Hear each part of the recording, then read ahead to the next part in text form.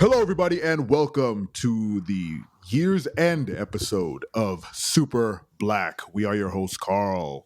And I'm Dan. And today we're going to be talking about Into the Spider-Verse, featuring Miles Morales and other colorful Spider-Men and women's. Dan, Yes. how did you like your general reaction to Into the Spider-Verse? Wow. There were many occasions I sat in that movie. It's like, wow. It's either wow, they went there. Wow, they did that. Wow, that is beautiful. Wow, I'm hearing Blackalicious in the soundtrack. So yeah, wow, all around. Very, very much so. I enjoyed it quite a bit. Let's tackle it piece by piece. The art style. What are your general reactions to the art style of Into the Spider-Verse? Very unique, I would say. It was beautiful. Down to the colors, like it was never boring. Like no scene was, even when they introduced Spider-Man Noir, like the black and white was still very stylistic, still very beautifully done. The caliber of artists they got to put together this movie from head to toe shows.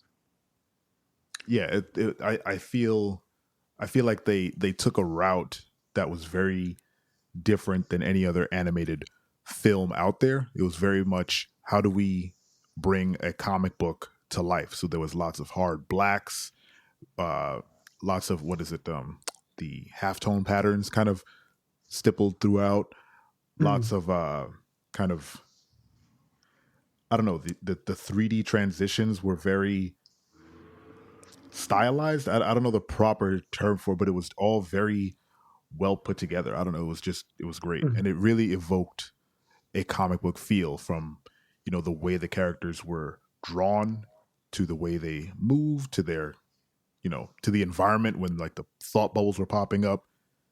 A lot of it was just very uniquely stitched together. Yeah. Even down to the attention paid to per character. Like Miles Morales, like I was sitting there taking all that in. It's like, yes, the lines are there, the stippling is there, but even down to getting the texture of his hair right on screen, amazed me. I thought it's like beautiful. The attention detail, even down to the attention paid to New York in itself, where I was watching this and spoilers beforehand. There's a scene that takes place at Aunt May's house. Right. And I'm looking at that house from the outside, and the inside's like, I know where that house is. I know where those houses are. The cemeteries of Spider-Man. I was like, I know exactly where that is. It was amazing. It was absolutely amazing. Yeah, and it really, the atmosphere that it evoked, like all the kind of the color transitions that happened throughout, the way the color and the blacks are used to evoke some sort of emotion. They coupled the art style with the music very well. Like as Miles does something, and like let's say his spider sense will go off, like the music will like emote, and so will the colors on screen. Like they'll kind of vibe and shuffle and kind of move, give that kind of wavy aura that you see in comics. They really bring that to life with color. I think it was really beautiful. It was a really beautiful cascade of colors in there. Absolutely. I mean, I don't necessarily know what more to say about the art style. Like it, even down to the characters themselves. Like when they were in that Spider-Man uniform, they all had a different line weights, a different shading to them, a different way they moved. And it's even down to when Miles puts on his suits, his actual suits, the way he moved was different from Peter Parker. The way he looked, the line weight of that character, it was. I mean, so we're going to sit here and gush. I mean, I guess we have to throw in at least one negative thing from here and there, but I can't put my hands on it just yet. But it was beautiful, absolutely beautiful, and I'm probably going to say that for the rest of the podcast. Fine, we'll take that as a nice jumping off point to the portion story. The story revolving around sort of the birth of Miles Morales as Spider-Man in his universe, and kind of the kind of glimpse at other universes one being Peter Parker's, main timeline universe, which I think is ours. Mhm.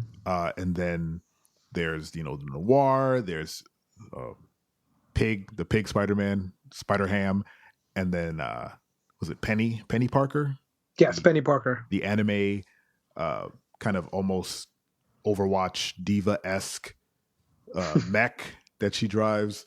Hmm. Um, but most and Spider Gwen, of course, you can't forget her. She's kind of the third lead in this movie, but it all centers around making Miles the Spider-Man that his universe needs.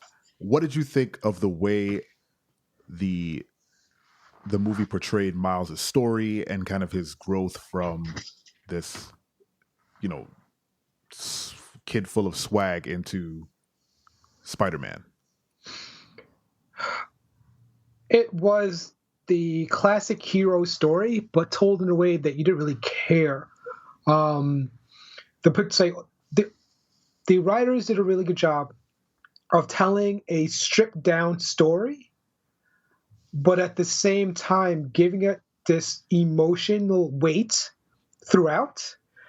Because there were so many, it moved very, very quickly from point A to point B, but they always gave you the right amount of information to keep you moving forward.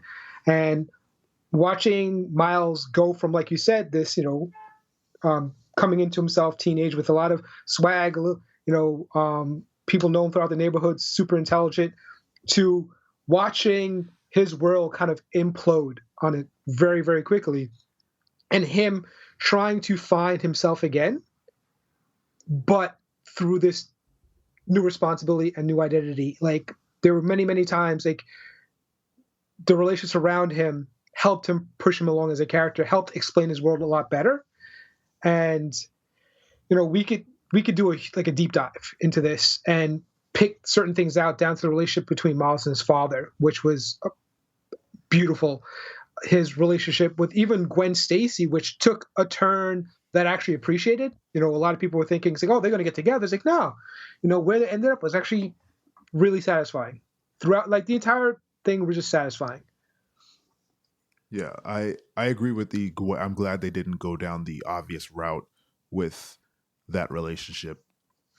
But also I could appreciate the storytelling of a teenager kind of coming into their own, and then kind of the bumps along the way, especially his relationship with his uncle, and uh, the way that kind of all culminates, and his relationship with his mentor Peter Mhm. Parker, where he ends up becoming kind of a mentor to Peter as well. It's just there are a lot of nice twists and turns in the story that sort of highlight Miles's powers and his shortcomings, which are you know pretty. They're quite a bit. Like he has a lot to overcome, and they don't do it in the classic like crazy montage. Gotta you know gonna do a bunch of stuff and now I'm perfect. It's very slow going Mhm. and human of him to kind of just be like, I this is not a thing that I know how to do, and I wish you guys could teach me more. And they're all just kind of on the clock, basically. All the other Spider-Men are on the clock to get this certain thing done, and Mhm. they don't have the time to help him. So Yeah, yeah, well, yeah, it's like which is understandable, even down to the introduction, like Penny Parker, Spider-Man Noir, um, and not even Spider-Girl, but like this, and Spider-Ham. Like they were, say, I felt as if they were add-ons, but like they're there for a reason to show Miles his potential and what he can be. And they helped for this, they helped add to the narration. Like they didn't feel forced, but like the reason I brought that up is because with Miles, with Spider Gwen, even down to Kingpin, you know, the story was so good in giving you quick shots of this person's life and having you understand their motive. So, like, just forget the origins, but why they're doing what they're doing. And I thought that was really, it's like, I thought it was a really good narrative device, because there's so many other stories. Like I can go back to the recent Harry Potter movie where they were trying to tell this thick condensed story, but the only way they learned how to do it was people standing in a room and just telling each other what they need to do next or where this is going. And Exposition dumps. exactly, like just big exposition dumps. And this movie found a very good way of throwing all this stuff at you, but making it and not making you roll your eyes at it. Mm-hmm. Yeah, I mean, there were a couple exposition points, but they mask it with good dialogue. Like Mm-hmm. I saw the exposition points, but I was like, okay, it's not as blatant as, let's say, if you ever seen anyone out there, the Dark Knight movie with Bane and whoever the guy is who hired Bane. That guy in every movie, that British guy, is the exposition dump. Mm-hmm. He was in Ready Player One, and he did the same thing. Like I feel like they hire him because he just says exposition. Those are the only lines he gets. So he just explains people's roles directly to them, Mm-hmm. which makes no sense to me. He does it in every movie, but they don't do that in Spider-Verse is what I'm trying to get at. Yeah, it's very seamless, very funny, very heartwarming dialogue. It's like the story's told really well. Mm-hmm. I want to know, who was your favorite Spider-Man? The oldest Peter Parker. Peter J. Parker? Yeah. Mm-hmm. No, Peter B. Parker. Sorry, Peter B. Parker. Yeah. Fat Parker. Was he really fat? He's pretty fat. He was round for a Spider-Man. He was round in the belly, but that's that's my goal body right there. Let's face it. Oh man, that's yeah. Sure, yeah. I'm not going to shit on your goals. I'm not going to be that guy. I'm not going to be that guy. Yeah, live your dream life, man. But I feel as if that character, as much as I love Miles, I got a sense of his story a lot better. Like, because Miles, like we've been there, done that. We've been there, been Miles Morales, that teenager, trying to be sure-footed, a little insecure, coming through the cracks every now and then. But now we have Peter Parker, where you've done those things, you've traveled those routes, and you've made a couple of bad turns here and there, and you kind of like ho hum, and I felt for him. I felt for that character, and it's like understanding at the end that he still had potential. He just didn't realize it. Yeah, he's been around the block multiple times. I love the device where they kind of introduce each Spider person the same way. It was like, you've heard this. Let's do this one more time. I'm the only Spider-Man, or whatever, and they kind of did it with him, and it just echoes the dead Spider-Man. But his is like, I didn't die, and I kept going, and everything fell apart because this was my life. And it was kind of following the natural route of Spider-Man, where it's like he's destined to be alone because his life is complicated, and he has to kind of protect his family from his enemies and whatnot. He's the version of Spider-Man that he's always afraid of. That yes, where he's just like, yes, I have to protect Aunt May, and I have to protect this. And literally, she died. Aunt May dies. Mary Jane leaves him. He just becomes this kind of shell of himself. Mm-hmm. And he sees in Miles, he's just like, oh, hey, kid, I understand what you're going through, but, I'm not the best person to tell you what to do because it didn't work out great for me, which is in direct contrast to the first Spider-Man, Peter J. Parker.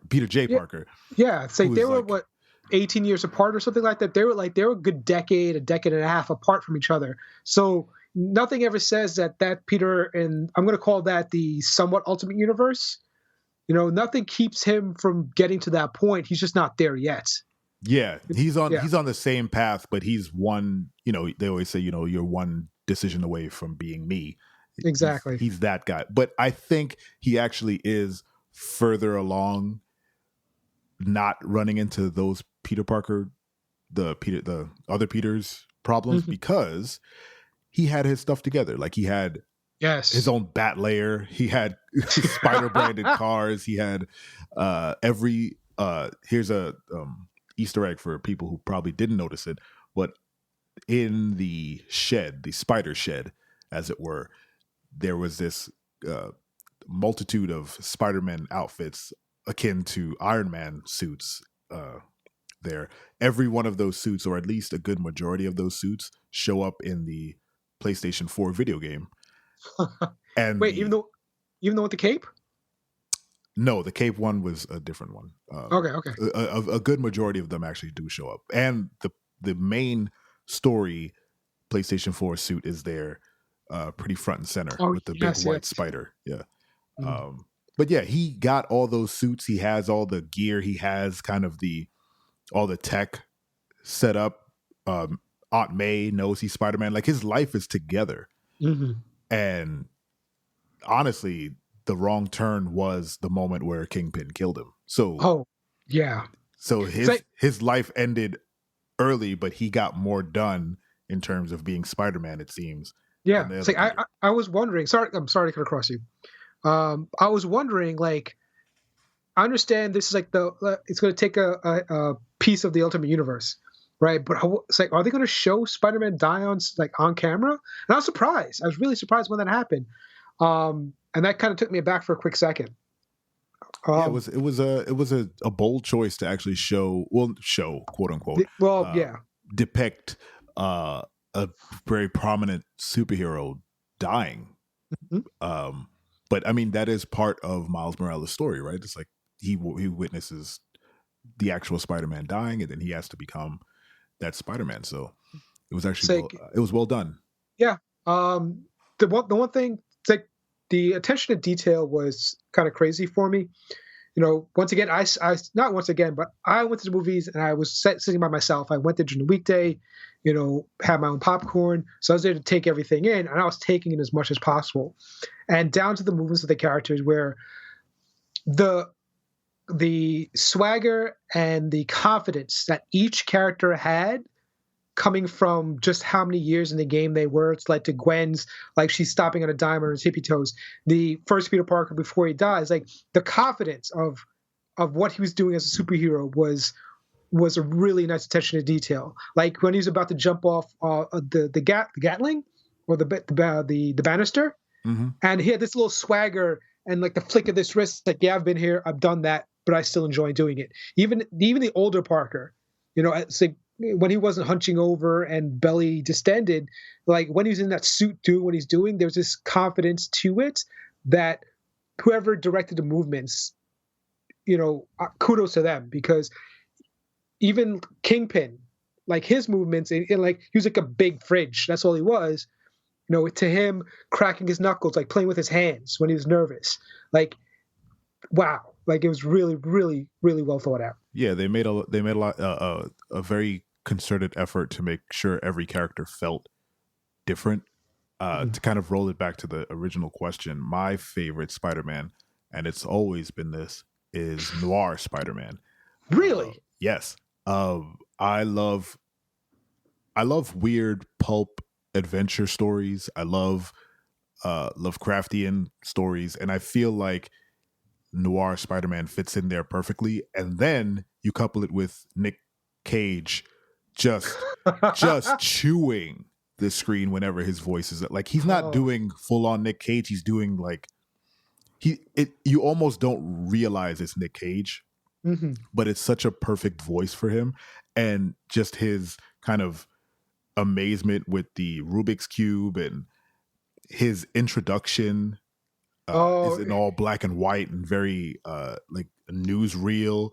Mhm. Like I love all that, and then he has that almost this old Batman 1960s vibe to Mhm. him. Yep. It's just I love all of it, and uh, his outfit. He's a detective. He's Mhm. dressed as a spider detective, basically. So it's everything that I love in weird stories, and I wish there was like a short of just that, of just Noir Spider-Man Nick Cage. Like if they were to say after this movie, we're going to split all these characters out into their own short films, the Mhm. Noir Spider-Man one would be the one that I would be looking most forward to. Guaranteed, give it 2 years. That's exactly what's going to not have to happen. That will happen. Like um, How to Train Your Dragon. Hmm.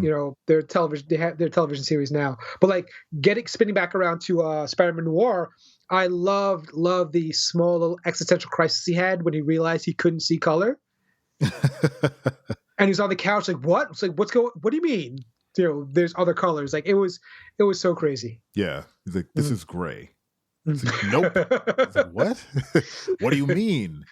And the fact that he actually solves the Rubik's Cube, Yes. and then he has it in the little case and he's like celebrating. Like, imagine the amount of dedication he had to take to actually line up every single shade of gray that he saw to get it perfect. It's See, it's great. yeah, absolutely. It's like my sorry, my mind just trailed off real quick. Yeah, Never mind. Pull back. So we've covered kind of the art style, the story, our favorite Spider-Man. What is your favorite scene from the movie? I'll let you think. I'll give you. Yeah. So you go ahead first because you definitely have an answer. So there is an action scene. I think it's what is it?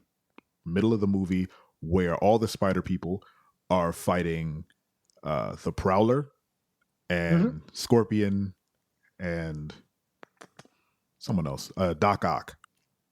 And Prowler takes off after Miles. The Prowler has this amazing soundtrack that accompanies him. It's like a horror movie. The Prowler becomes this kind of monster where he's always right behind you. Anytime the Prowler's following Miles and you get a glimpse of his face, they do this really hard like screech. And it's very effective to show how terrified Miles is of this Prowler character. And in that scene where Miles has to transport this what is it, the flash drive away from the house or something, and he's being chased. The dongle, not the dongle. What was it? It's like that. He had a special name for it. The goober, yes, the goober. Well, he had to get away from the Prowler, and this chase culminates in Miles figuring out who the Prowler is, and then having this kind of emotional scene between the Prowler, his father, and him. I love that scene because it kind of brings together kind of the weird horror movie aspect of it. Like every scene with the Prowler is like a horror movie inside this movie, and then it culminates in this really emotional, exchange between three people, and it's I love that scene, and the fighting scene that kind of comes right before that chase. It's all amazing. I love it. It's like getting back to the Prowler, excuse me. The sound, like it's like I didn't know what to fit into conversation, but that was one of the first things I wanted to talk about when we first spoke about earlier this week.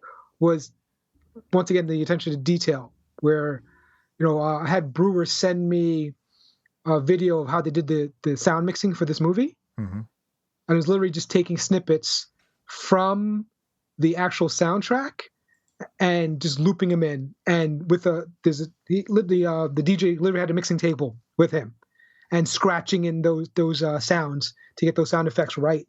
And the introduction to Prowler, like hearing that music come back around, was pretty good.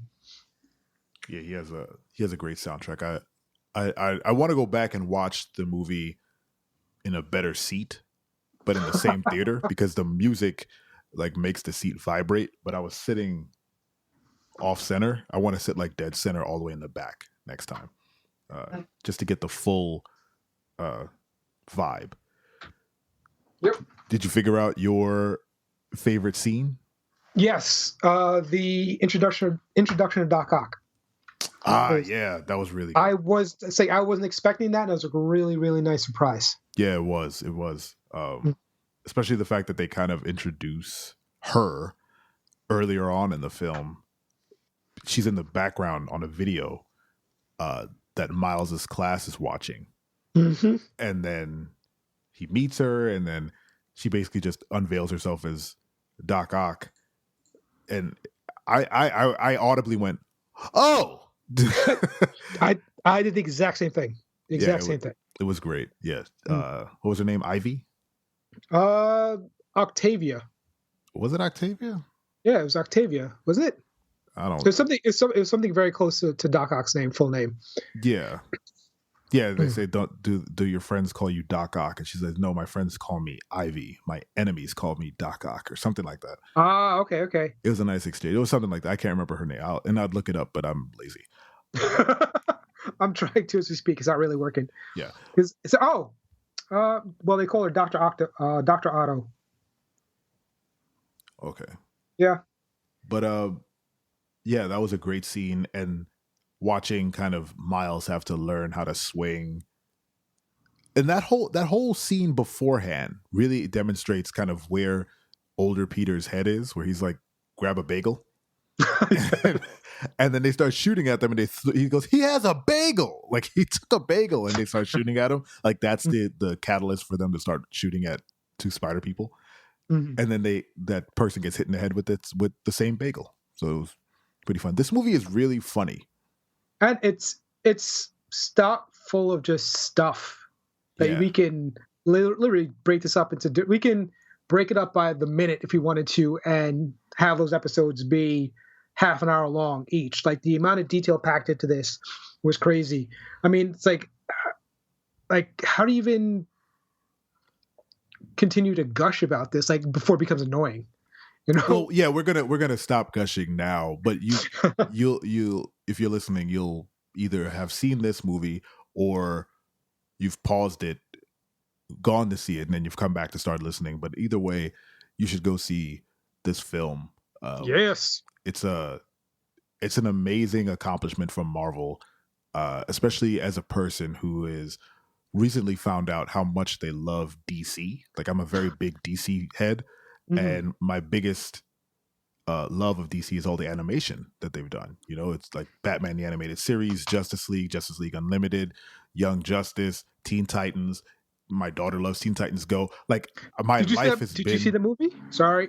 Which movie? Teen Titans Go to the movies. I saw it last night. It's wonderful. It's an amazing movie. It has the most kind of DC references of any other movie, and they treat a lot of those characters, you know, with gravitas, which is weird. Yeah, they know the characters. Like you can tell people, even though this is a kid's cartoon, you can tell that they care about the story. They care about the characters, even down to the people from Beyond. You know, that's a deep pull. Like that's a deep reference, but they still manage to pull it off and have it be funny, but still respectful of the characters. But yeah, that's a whole other thing right there. But yeah, like see, the DC knows animation. They have it down pat. All their animated movies, not all, but the vast majority of their animated movies are either classics or just fun to watch. Like Flashpoint is an amazing animated movie. Yes. Marvel hasn't had one of those, right? Like they've had good animated movies, but a lot of it has been kind of derivative of DC. This Spider-Verse breaks that mold, just gives them something new, this whole 3D comic book come to life thing. So it was I felt a shift in, you know, how the animated movies are going to be viewed. Like there's a clear defined line now between like Marvel's going to be like, yep, we'll do this, and DC, you do that. What's your final thoughts on kind of Spider-Verse? What if let's say a friend of yours that you haven't seen in a while said, hey, should I see Spider-Verse? What would be your one thing to kind of convince them to go see it? They're like, I'm on the fence. It's like, it's visually stunning. That's really what it comes down to me. You know, it was vivid, but nothing ever became overbearing. You know, and it's your typical superhero story, but told in such an imaginative way that you would be doing yourself a disservice if you didn't go see it. Mm-hmm. Agreed. So that's our review or reaction to Into the Spider-Verse. Please go see it. Give Marvel your money. They make good stuff for you to enjoy. Let's clear up some housekeeping right now. You can find us on Twitter and Instagram at SuperBlackOrg. You can find Dan where? On Facebook and Instagram. Facebook, The Basement Monster, just type that in. First thing will come up. On Instagram, I have two accounts. One at The Carnival Prince, which is my book we released last year, still up for sale. If you last minute Christmas present, go for it. And The Basement Monster, _basement_monster on Instagram. Thank you guys for listening to everything this year. We really appreciate it. Please continue to support the podcast and the website. Hit up superblack.co for more content. Thank you all for listening. This has been Super Black. See you later, guys. Full stop.